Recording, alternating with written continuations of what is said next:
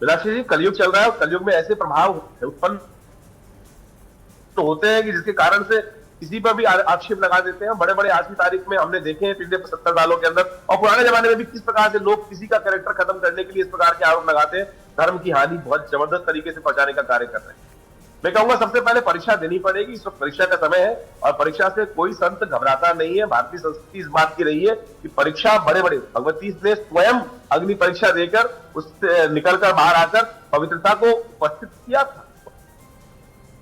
आपको आज शंकराचार्य जी के पास भी यही एक प्रभाव उत्पाद को सामने अब झेलना पड़ेगा, उससे बचा जा नहीं सकता क्योंकि संविधान में व्यवस्था है ऐसी। लेकिन मैं कहूंगा कि कम से कम इस समय में इस बात का ध्यान रखना चाहिए कि शंकराचार्य पद जो है किसी भी व्यक्ति सबसे ऊपर है और मैं कहूंगा कि शंकराचार्य पद की गरिमा के लिए इस वक्त उनको उस पद पर जो वो कह रहे हैं उस पर नहीं रहना चाहिए, उससे निकलकर, क्योंकि ये आरोप जो है न्यायालय ने लगाया है। इस पे सरकार को सीधे तरह से बाध्य करना, मैं कह रहा हूं पुलिस ने तो नहीं किया था ना, वो व्यक्ति पहले पुलिस के ऊपर गया।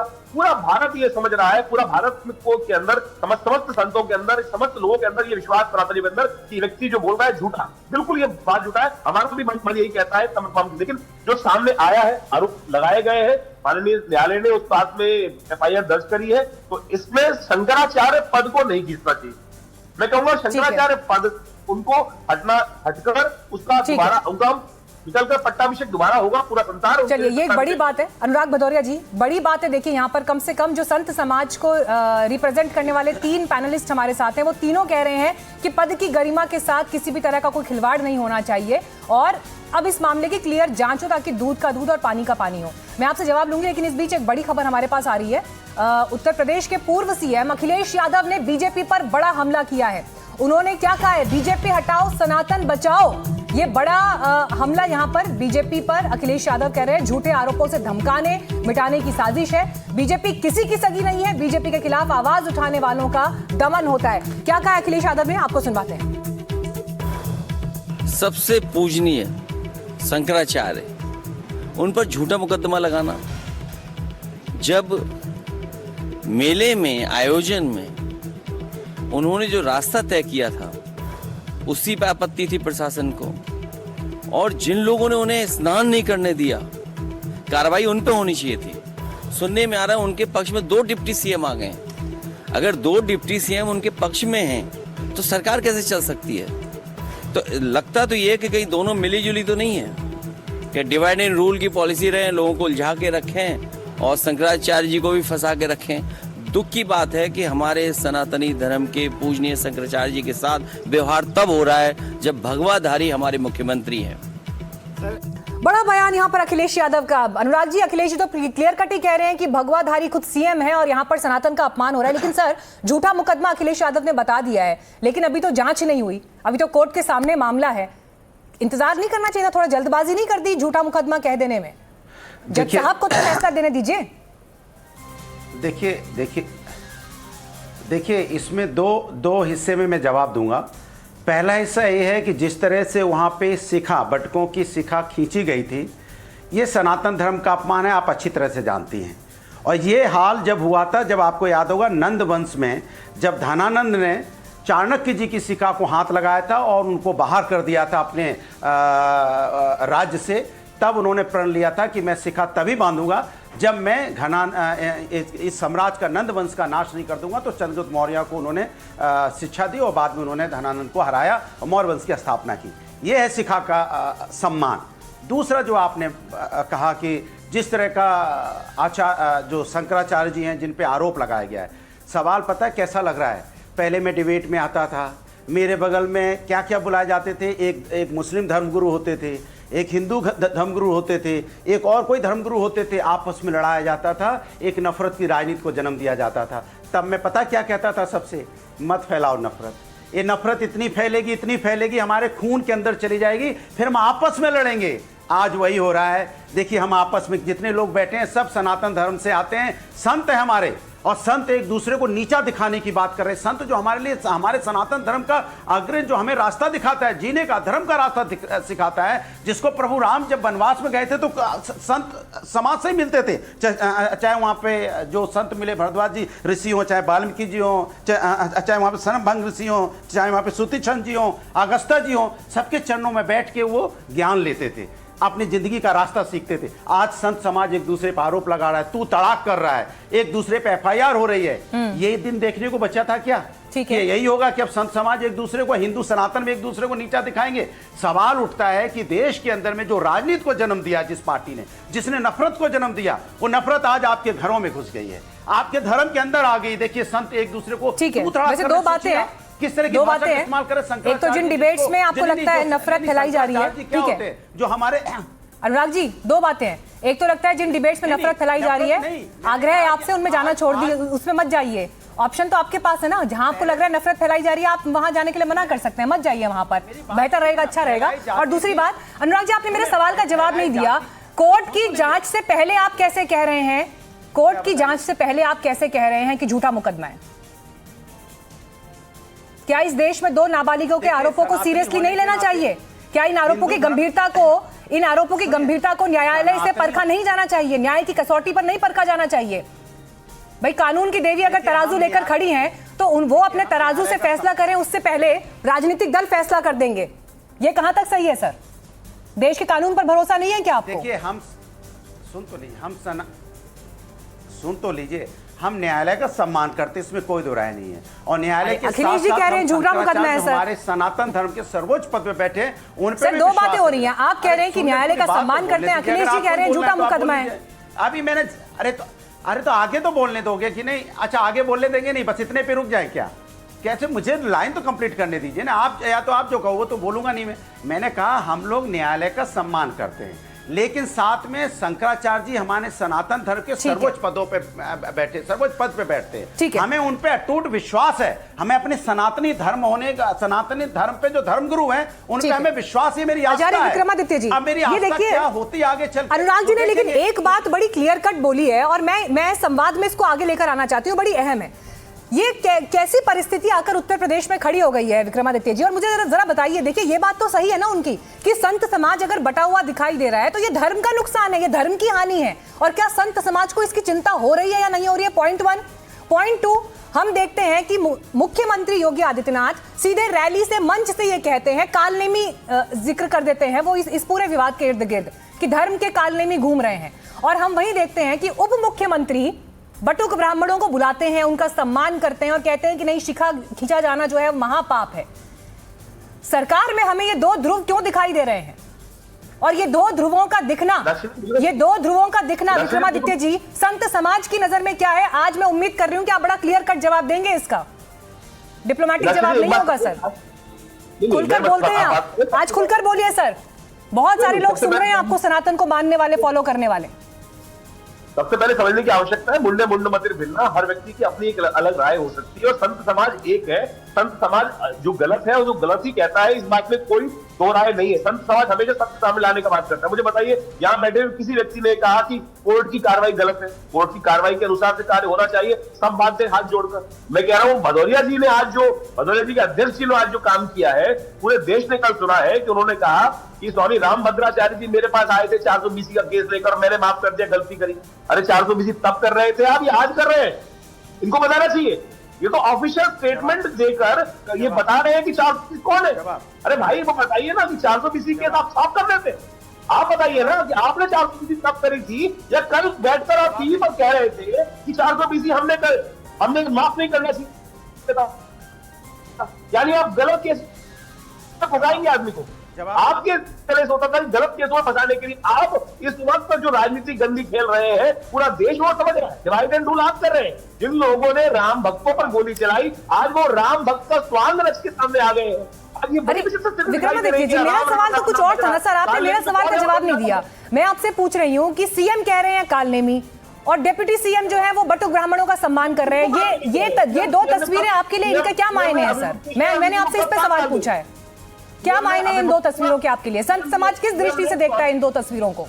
योगी जी ने कब कहा कि कालनेमी स्वामी जी है? मुझे बताइए अभिमुक्तेश्वर जी कब कारले में कहा? उन्होंने एक बार नाम लेके कहा हो? बिल्कुल नहीं कहा, बिल्कुल विक्रमादित्य जी, या तो देखिए आचार्य जी, या तो आप भोले बन रहे हैं या फिर आप राजनीति के बिटवीन द लाइंस नहीं पढ़ना चाह रहे हैं।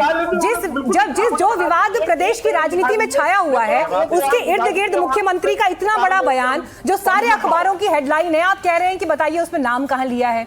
कहाँ नाम लिया? बताइए ना, कहाँ नाम लिया उन्होंने? सीएम ने एक बार भी बोला हो? ठीक है, फटाफट जवाब दीजिए अनुराग जी, फिर मैं चक्रपाणी जी के पास जाऊंगी और फलाहारी जी बोलेंगे उसके बाद। हाँ ठीक है, अनुराग जी जवाब दीजिए। देखिए समाजवादी पार्टी के राष्ट्रीय अध्यक्ष जी ने क्या कहा? आदरणीय पूजनीय रामाभद्राचार्य जी, कितना सम्मान आदर से नाम ले रहे हैं, क्योंकि वो संत समाज का सम्मान करते हैं। कोई केस उनके पास लेके आया था उस समय उन्होंने कहा संत समाज का हम सम्मान करते हैं, जब तक इसमें कुछ नहीं होगा हम कुछ नहीं करेंगे इसके ऊपर कोई कार्रवाई, क्योंकि संत समाज का हम सम्मान करते हो, हमारे आदरणीय है, पूजनीय है। आज की तरह नहीं है कि किसी के हम यहाँ पे सिक्का खींच लेंगे, सिक्का खींचने के बाद फिर उसके हम माफी भी नहीं मांगेंगे। आज की तरह नहीं है। ये समाजवादी पार्टी के राष्ट्रीय अध्यक्ष हैं जो सभी धर्मों का सम्मान करते हैं, सनातन का भी उतना ही सम्मान करते हैं। उन्होंने कहा कि आदरणीय है, पूजनीय है रामभद्राचार्य जी के खिलाफ जो आप लेके आए हो, हम नहीं करेंगे कोई एफआईआर, नहीं करेंगे कोई कार्रवाई, क्योंकि वो संत समाज से आते हैं, सनातन से आते हैं। हम पहले देखेंगे इसमें क्या है। ऐसी राजनीति हमें नहीं करनी है, गंदी राजनीति। हम राजनीति करेंगे तो विकास की करेंगे, हम देश को आगे ले जाने की करेंगे, समाज को जोड़ने की करेंगे। एक सेकंड, चक्रपाणी जी को लाइए जरा स्क्रीन पर, चक्रपाणी जी जवाब देंगे। ठीक है अनुराग जी, जरा आराम से बात करेंगे। चक्रपाणी जी, शंकराचार्य स्वामी अभिमुक्तेश्वरानंद पर गिरफ्तारी की तलवार लटक रही है सर। पुलिस जो है काशी का रुख कर रही है और वहां पर पूछताछ भी संभव है। आप करेक्ट करिएगा, मुझे तो ऐसा कोई संभवतः कोई ऐसा उदाहरण फिलहाल याद नहीं आता कि कभी शंकराचार्य की गिरफ्तारी, उस पद पर बैठे व्यक्ति की गिरफ्तारी हुई हो। मेरे ख्याल से कोर्ट में शायद पेशी वगैरह बहुत पुराने किसी वक्त में हुई होगी, तो हुई होगी, अंग्रेजों के जमाने के वक्त की मैं बात करूं, लेकिन आधुनिक भारत के इतिहास में मुझे याद नहीं आ रहा कि शंकराचार्य की गिरफ्तारी हुई होगी। आप बताइए सर, अगर ऐसा कुछ होता है तो इसके क्या मायने होंगे? देश में बैठा सनातनी शंकराचार्य पद पर आसीन व्यक्ति की गिरफ्तारी होते हुए अगर देखेगा आज की तारीख में, इन आरोपों के इर्द गिर्द धर्म, सनातन, राजनीति की नजर से आप इस एक्शन को कैसे देखते हैं सर? देखिए, पहले भी पूज्य शंकराचार्य जैन सरस्वती जी महाराज थे, उन पे आरोप लगे और वो जेल भी गए, लेकिन उस केस का क्या हुआ? वो बाइज्जत बरी हो गए। सवाल इस बात का है कि अभिमुक्तेश्वरानंद जी महाराज पे अगर आज आरोप लगे हैं, वो खुद कह रहे हैं कि जी आप निष्पक्ष जांच कराइए, वो हर कानून संवैधानिक पालन करने को तैयार है और हमें पूरा विश्वास है कि पूज्य शंकराचार्य जी, अभिमुक्तेश्वरानंद जी और मुकुंदानंद जी महाराज जो सन्यासी दंडी स्वामी हो चुके हैं, वो निश्चित रूप से कानून को फेस करेंगे और बाइज्जत बरी होंगे। आरोप लगते रहते हैं और इसमें कोई उसकी बात नहीं है। जेल में तो भगवान कृष्ण का स्वयं जन्म हुआ, जो हमारे भगवान है, तो उससे कुछ नहीं होता है। हमें लगता है कि इसके बाद क्या आपको लगता है कि स्वामी अभिमुक्तेश्वरानंद सरस्वती ने जिस तरह के बयान दिए हैं, सीधे सीधे सत्ताधीशों पर निशाना साधा है, मुख्यमंत्री के खिलाफ उन्होंने बयान दिए हैं, क्या आपको ये बयान भी दिखाई देते हैं इस सख्ती के पीछे? देखिए, मैं आपको बताना चाहता हूं कि पूज्य अभिमुक्तेश्वरानंद जी महाराज बहुत अच्छे संत हैं और वो दिल के बहुत साफ हैं और उनके अंदर दिलो दिमाग में मनसा वाचा कर्मणा सनातन के प्रति, राष्ट्र रक्षा, धर्म रक्षा, गो रक्षा के प्रति जीते कोई भी संत देश का वो हमेशा से सोचता है। हम लोग के अंदर एक दुख है, एक दर्द है कि गो हत्या बंद क्यों नहीं होगी, क्यों नहीं गो रक्षा कानून बनाया। उसमें आवेश में आदमी बोल देता है। इसका मतलब ये नहीं कि सरकार उसको अन्यथा ले ले, सरकार को उस पर कार्य करना चाहिए। तो इसलिए लेकिन फलाहारी महाराज आ गए हमारे साथ, दिनेश फलाहारी जी में हर संत। ठीक है महाराज जी, ये बताइए मुझे, एक सीडी का जिक्र भी हो रहा है, कथित सीडी की वो सीडी जो है दिखाई गई है। हालांकि इस पर शंकराचार्य स्वामी अभिमुक्तेश्वरानंद बड़ा साफ स्पष्ट कह रहे हैं कि उन्हें ऐसी किसी सीडी, किसी चीज़ की कोई जानकारी नहीं है। वो तो उन बच्चों को भी नहीं जानते, ना कभी वो उनके आश्रम पे रहे, ना कभी उनका दाखिला हुआ, ना कुछ हुआ। आपको क्या लग रहा है कि क्यों ये आरोप उन पर लगे हैं? क्या आप इसकी टाइमिंग को भी राजनीति से जोड़कर देख रहे हैं कि माघ मेले से जो आरोप प्रत्यारोप शुरू हुए, ये सब कुछ चुनावी राजनीति के इर्द गिर्द आप घूमते हुए देख रहे हैं, या इसके पीछे कुछ और कहानी भी है जो इस पर अभी तक बात नहीं हो पाई है? देखिए इस व्यक्ति का हमेशा ये उद्देश्य रहा है कि मुझे Z+ सुरक्षा मिले। इसने पहले भी प्रयागराज में और फतेहपुर में अपने ऊपर जानलेवा हमला दिखाया था। ये पाकिस्तान से धमकी भरे कॉल भी करा लेता है। ये बहुत बड़ा इंटरनेशनल फ्रॉड है। तो इसकी साजिश रहती है मैं योगी जी को खुश करके Z सुरक्षा ले लूं। तो ये व्यक्ति अपने नाम के लिए कुछ भी कर सकता है। ऐसे व्यक्ति से मिलेंगी जब सीबीआई जांच होगी तो दूध का दूध पानी का पानी अलग हो जाएगा। इसके पूरे प्रकरण की सीबीआई जांच होनी चाहिए। अनुराग जी, देखिए मैंने आपको पहले बोला फिर बोल रहा हूँ, मुझे बहुत तकलीफ है और दर्द इस बात का है कि आज हम सनातनी होके अपने ही संतों के खिलाफ एक संत दूसरे संत के खिलाफ तू तड़ाक कर रहा है। जहाँ पे हम लोग आदरणीय, सम्मानित, पूजनीय शब्दों का इस्तेमाल करते हैं तो हम दूसरे धर्मों की क्या बात करेंगे बताइए। हम आपस में एक दूसरे को नीचा दिखाने के लिए लग गए, बस इस स्तर तक आ जाएंगे। अगर कोई आरोप लगा है, न्यायालय उस पर देख रेख करेगा, उसके बाद पता चल जाएगा क्या सच क्या झूठ है। उसके पहले ही तू तड़ाक एक दूसरे पे आरोप। तो यहाँ समाजवादी पार्टी हमारे राष्ट्रीय मुख्य विपक्ष होने के नाते, उत्तर प्रदेश में विपक्ष होने के नाते समाजवादी पार्टी का रोल क्या रहेगा सर इस केस में?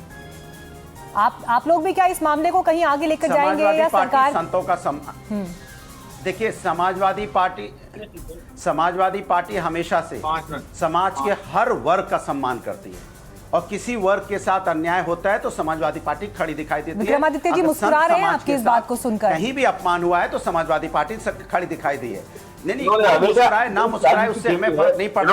जब वहाँ पे सिक्का खींची गई थी तब तो कोई खड़ा नहीं हुआ। तब समाजवादी पार्टी ने बोला कि भाई वहाँ पे सिक्का का अपमान क्यों हुआ, तो समाजवादी पार्टी बोली ना सिक्का में तो कोई कोर्ट जाने की बात नहीं थी। सिक्का तो नहीं पकड़ सकते ना आप किसी की बात। बाकी आप किसी के आचरण के लिए कोर्ट जाइए नहीं जाइए अलग बात है, लेकिन सिक्का पे तो सभी जो हमारे सब समाज बैठे थे सबको बोलना चाहिए था कि सिक्का का अपमान नहीं होना चाहिए था। तब तो नहीं कोई बोला। आपको भी बोलना चाहिए था ना। आपने बोल दिया, अध्यक्ष ने बोल दिया। महाराज आपको तो सिखा के सम्मान में तो बोलना चाहिए था ना महाराज। उस समय तो महाराज बोले नहीं आप। अरे सिखा का तो सम्मान में बोलते, बाद बाकी चीजें तो कोर्ट आचरण तो कोर्ट तय करेगा। सिखा में क्यों आपको दिक्कत थी? पटकों की सिखा आचार्य विक्रमादित्य जी छोड़िए, अब आप बहस करने, आप राजनीतिक मत कीजिए प्रभु। आचार्य विक्रमादित्य जी विषय नहीं है, ये संत समाज की बात हो रही है, सनातन की बात। आचार्य विक्रमादित्य जी मेरा बड़ा सवाल है सर, मेरा सवाल सुन लीजिए। मैं चाहूंगी आप इस सवाल पर मुझे जवाब दें। क्या आपको यहाँ पर एक अहंकार की लड़ाई भी दिखाई दे रही है कि अहंकार की एक लड़ाई ऐसी आ गई है जिसमें शायद एक बातचीत के जरिए किसी मामले को, विषय को सुलझाया जा सकता था? क्योंकि ये बात कहना कि पहले आप सबूत दीजिए कि आप शंकराचार्य हैं या नहीं, फिर शंकराचार्य कह देते हैं मुख्यमंत्री को जी आप हिंदू होने का सबूत दीजिए 40 दिन के अंदर, गौ माता को लेकर कानून बनाइए। हमें जो जानकारी मेरे पास है, अभी मार्च के महीने में मेरे ख्याल से 10 या 11 मार्च को संत समाज का एक बड़ा कार्यक्रम देश की राजधानी दिल्ली में होने वाला था। गौ माता की रक्षा के लिए एक बड़ा आंदोलन करने वाले थे। मुझे जानकारी नहीं है कि अभी उसका लेटेस्ट अपडेट क्या है, लेकिन ये खबरें थी कि 10-11 मार्च को देश में चारों शंकराचार्य देश की राजधानी दिल्ली में मौजूद होंगे। लेकिन उससे पहले ये केस आ जाता है। क्या सब कुछ जो हो रहा है उतने तक ही सीमित है या पीछे कहानी कुछ और भी है? आचार्य विक्रमादित्य जी। मीनाक्षी जी, हमारे समाज का सबसे बड़ा कारण ही अहंकार है। आपने बिल्कुल सही बोला। और हमारे समाज के अंदर विघटन हुआ ही हमारे अनर्गल अनाजी अभिमान के कारण से ही। सनातन समाज के अंदर आज जितनी भी समस्याएं हैं, हमारे जो भी ना जो पढ़े लिखे, जो बड़े मूर्धन विद्वान होते हैं, एक स्टेज पे उपस्थित हो नहीं सकते। और हमारे समाज का सबसे बड़ा कारण ही विघटन का यही रहा है। और आज भी हमारा समाज सुधर नहीं रहा है, स्वर्णिम काल चल रहा है समाज का। राम मंदिर की 500 साल पुराने कलंक का विध्वंस होकर स्वाभिमान का निर्माण हो चुका है, लेकिन अब भी उसके ऊपर इतनी भयावह राजनीति चल रही है, बहुत दुखद। मैं कह रहा हूं उसको दोष में बाहर नहीं दे रहा हूं। और अगर हमारे अंदर दोष ना होता तो किसी की क्या औकात थी कि हम पर राज कर लेता। और आज उस 1000 साल के सबसे खराब पीरियड के बाद भी हम सुधर नहीं रहे। आज अपने स्वांता सुखाए के लिए, चाहे संत समाज हो, चाहे वो क्षत्रिय कोई भी समाज हो, चाहे वो राजा समाज हो, वो सारा का सारा आपस में मतभेद उत्पन्न कर रहा है। इसमें कोई दो राय नहीं, कोई गलत नहीं। आप जो बोल रही हैं बिल्कुल मुख्य कारण है। और वही आज हमारी समस्याओं को और ज्यादा आप क्यों बीच में कूद पड़ते हो? तब तो आपको नहीं कूदना चाहिए। इतनी अच्छी बातें करते हो और हम बोलने लगते हो तो बीच में कूदते हो। हम आते हैं सनातन से, हमारा ही सम्मान नहीं करते आप तो दूसरों का क्या सम्मान करोगे? अभी आप ज्ञान दे रहे हो, मैं सनातनी हूं तो मुझे ही मेरे ऊपर चढ़ जाते हो दाना पानी लेके। जब आप मेरा ही सम्मान नहीं कर सकते डिबेट में तो आप दूसरी जगह क्या सम्मान? ठीक है, यहाँ पे देखिए शंकराचार्य पद को लेकर बात हो रही है। नहीं, एक सेकंड, थोड़ा सा गंभीरता से बात करेंगे। शंकराचार्य पद को लेकर बात होगी और इस पद की अपनी एक गरिमा है सनातन धर्म में। स्वामी चक्रपाणी जी, भारत भूमि गुरु शिष्य परंपरा की भूमि रही है। पूरे विश्व में गुरु शिष्य परंपरा को जब सम्मान के सर्वश्रेष्ठ स्तर पर देखा जाता है तो भारत वो भूमि है जहां पर स्वामी रामकृष्ण परमहंस, स्वामी विवेकानंद, मैं कितने नाम लूंगी, लिस्ट छोटी पड़ जाएगी सर, वहां पर शंकराचार्य, आदि गुरु शंकराचार्य से निकली हुई जो पद्धति है शंकराचार्यों की, देश में 4 शंकराचार्य हैं। मेरे को पहले तो आपसे मुझे ये समझना है, देखिए कि जो बाकी के 3 शंकराचार्य हैं उनका क्या इस पर टेक है अभी तक, क्योंकि हम देख रहे हैं कि बड़ा प्रमुखता से अभी तक कोई बयान इसमें खुलकर सामने नहीं आया है। क्या आपको भी लग रहा है कि संत समाज के भीतर अभी एक चुप्पी बनी हुई है स्वामी अविमुक्तेश्वरानंद को लेकर? ये चुप्पी क्या कहती है, पहली बात। और दूसरी बात, शंकराचार्य की पद की गरिमा और उस पद का जो स्थान है सर, उसकी रक्षा कौन करेगा आज की तारीख में? अगर इतने इस तरह की सतही राजनीति अगर होगी तो कौन करेगा? देखिए मीनाक्षी जी, ये और आपको क्या आप आहत महसूस नहीं करते हैं सर जब इस तरह के आरोप जो है शंकराचार्य पद पर बैठे हुए व्यक्ति पर लग रहे हैं? तो देखिए मीनाक्षी जी, निश्चित रूप से शंकराचार्य परंपरा बहुत प्राचीन परंपरा है। आद्य गुरु शंकराचार्य ने इस सनातन धर्म को एकजुट करने के लिए 4 पीठों की स्थापना की। उसमें कई ऐसे महापुरुष आए, रामानुजाचार्य महाराज हैं, तो माधवाचार्य जी महाराज, स्वामी रामानंद जी, चैतन्य महाप्रभु जिसका आपने नाम लिया, सभी महापुरुषों ने सनातन धर्म के लिए अपने अपने स्तर पे एक विशिष्ट योगदान दिया है। सब एक हमारे सनातन के ध्वजवाहक थे। उन परंपराओं में जो लोग आए, हमारे अभी वर्तमान में शंकराचार्य जी हैं, इन एक दिशा देने का काम करते हैं। ये सनातन धर्म के पूरी तरह से कहीं ना कहीं संरक्षक के रूप में है। निश्चित रूप से आज वर्तमान में जो आरोप लगे हैं, आप जो बोल रही हैं कि क्या लोगों में दुख है, या निश्चित रूप से बहुत वेदना है एक मन में, और इसमें कोई दो रानी की इसका राजनीतिकरण लेकिन नहीं होना चाहिए। और जितना हो सके जो आरोप लगे हैं, स्वयं अविमुक्तेश्वरानंद जी महाराज कह रहे हैं, उसको सामना करने के लिए तैयार है। और जो लोग इसमें राजनीति करना चाहे, हमें लगता है कि इससे बचना चाहिए और इसकी निष्पक्ष जांच करके। लेकिन फिर खुलकर बोलिए ना, कौन राजनीति कर रहा है? मैं यही तो सवाल आपसे पूछ रही हूँ। नहीं स्वामी जी, मैं यही तो सवाल आपसे पूछ रही हूँ। शंकराचार्य की पदवी को लेकर और जिस तरह की राजनीति 18 जनवरी से सर शुरू हुई है, 18 जनवरी से लेकर आज 23 फरवरी हो गई, इस पद की गरिमा का ख्याल संत समाज को है या नहीं है? क्यों चुप है सब लोग? क्यों देश के बाकी 3 शंकराचार्यों ने खुलकर इस पर मुखरता से कुछ क्यों नहीं कहा?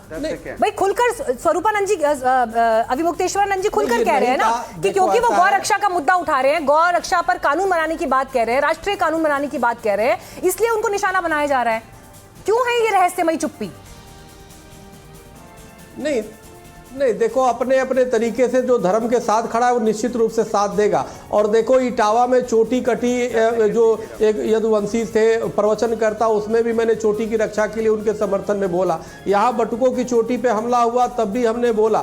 सवाल इस बात का है कौन बोलता है कौन नहीं बोलता, वो इतिहास में दर्ज होगा। निश्चित रूप से भदौरिया जी बैठे हैं, इनको या समाजवादी पार्टी के मुखिया माननीय अखिलेश जी जो समर्थन कर रहे हैं, ये निश्चित रूप से हर व्यक्ति को करना चाहिए। जैसे उप मुख्यमंत्री ने भी बटुकों को बुला करके उनका सम्मान किया, तो हमें लगता है हर जगह लोग हैं जो कोई भी संतों पे अन्याय होता है तो कोई भी बर्दाश्त नहीं करेगा। तो हमें लगता है लेकिन पार्टी ऊपर जाकर के सोचना चाहिए इस पे, और जो भी पार्टी से ऊपर सोचेगा, अपनी स्वार्थ से ऊपर सोचेगा, तो इस संतों की रक्षा। अनुराग जी, मैंने अपनी लिमिटेड जानकारी में, ठीक है एक सेकंड, अनुराग जी, मैंने अपनी लिमिटेड जानकारी में शंकराचार्य पद और उस परंपरा के बारे में जो पढ़ा है सर, मेरी समझ ये कहती है कि शंकराचार्य का पद तो सनातन के साथ खड़ा है, सनातन पर आगे बढ़ने का ये पद है। लेकिन आज की तारीख में बहस ये हो रही है कि कौन से शंकराचार्य सरकार के साथ हैं, कौन से सरकार के खिलाफ हैं, कौन से शंकराचार्य अखिलेश जी का बयान मुझे याद है, उन्होंने तो बड़ा खुलकर कहा कि जो शंकराचार्य सरकार पर सवाल खड़े कर रहे हैं वही सही शंकराचार्य हैं। अब आप सर मुझे बताइए, अगर इस दृष्टि से ही इस पद को देखा जाएगा तो फिर इसमें कौन सी पार्टी और किसका दामन पाक साफ है सर? और आप आज इतनी बड़ी बड़ी बातें सनातन के लिए कर रहे हैं, तकलीफ तो होनी चाहिए सर आपको भी, मुझे ऐसा लगता है। बड़ी बड़ी नहीं, सनातन की बात नहीं, बिल्कुल सनातन समाज में जिस तरह से अगर संत समाज आपस में लड़ेगा तो तकलीफ है, तभी तो हम कह रहे हैं ना, बोया पेड़ बबूल का तो फल कहां से होए। जब लगातार नफरत की राजनीति को कोई जन्म दे रहा था और मैं कह रहा था मत नफरत फैलाओ, दूसरे धर्मों से नफरत मत करो, सनातन नफरत नहीं सिखाता, सनातन कभी नफरत की बात नहीं करता। आज क्या हो गया, धीरे धीरे हम आपस में लड़ने लगे, यहां पहुंच गए हम आके। नहीं, लेकिन अखिलेश जी के बयान भी तो विपक्ष में बैठने के बाद ऐसे दिखाई दे रहे हैं ना अनुराग जी। आप दूसरे धर्मों से अनुराग जी, अखिलेश जी के बयान भी तो विपक्ष में जब बैठे हैं तब दिखाई दे रहे हैं ना, जब सत्ता में थे तब तो लाठियां चलवा दी थी 2015 में। ये फर्क भी तो जनता देख रही है ना सर। देखिए इतिहास तो सर, इतिहास देखिए सर, इतिहास एक ऐसी चीज है जिससे इग्नोर नहीं, जिससे आप मना नहीं कर सकते। 2015 की घटना भी देश देख रहा है और इसीलिए जब अखिलेश जी आज ये कहते हैं कि हम शंकराचार्य जी के साथ खड़े हैं तो एकदम बात गले नहीं उतरती है सर। बिल्कुल 2015 की जब आप बात करती हैं तो वहां पे पुलिस वालों ने गलती की, श्री अखिलेश यादव जी ने, तत्कालीन मुख्यमंत्री ने अब माफी मांगी और पुलिस वालों पे कार्रवाई की।